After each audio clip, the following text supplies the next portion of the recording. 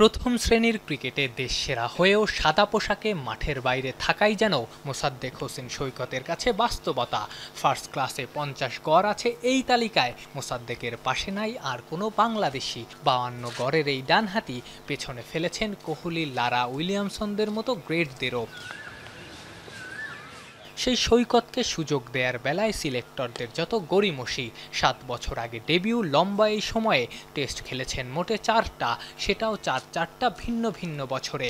কেন পারফর্ম করা সত্ত্বেও তাকে সুযোগ দেয়া হয় না, এই প্রশ্নের উত্তর নেই মোসাদ্দেকের কাছেও।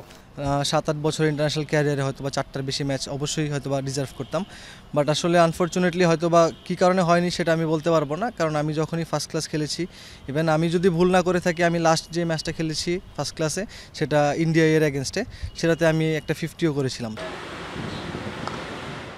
এবারের জাতীয় ক্রিকেট লিগে ঢাকা বিভাগের হয়ে খেলবেন মোসাদ্দেক। পাকিস্তানে বাংলাদেশ দল দারুণ করেছে, মিডল অর্ডারেও সুযোগ খুব একটা নাই। তবুও এই অলরাউন্ডারের বিশ্বাস, দেশের সবচেয়ে মর্যাদার ঘরোয়া টুর্নামেন্টে ভালো করলে হয়তো ভাগ্যের শিকে ছিঁড়তে পারে সাদা পোশাকে।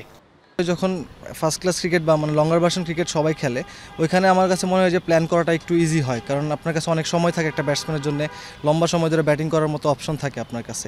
তো যখন থাকবে, আমার কাছে মনে হয় যে একটা ব্যাটসম্যানের জন্য সেখানে রান করার অপরচুনিটিস অনেক বেশি। অবশ্যই নিজের মতো করে পরিকল্পনা করতেছি যে কীভাবে খেলবো। অনেক বড় বড় রেকর্ড এখানে আছে, সো এটা অনেক মধুর একটা স্মৃতি আমার এনসিএলে আছে। সবসময় আমি চেষ্টা করেছি ভালো খেলার, এবং এনসিএল এমন একটা জায়গা আমার কাছে মনে হয় এখান থেকে ভালো খেললে অবশ্যই নজরে আসা যায়। প্রথম শ্রেণীর ক্রিকেটে একসময় মোসাদ্দেক হোসেন সৈকতের গড় ছিল 60-এরও বেশি। নামতে নামতে তা এখন 52।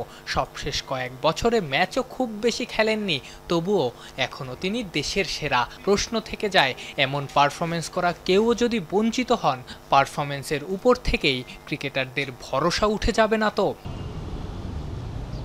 আফনান পিয়াল, যমুনা স্পোর্টস, ঢাকা।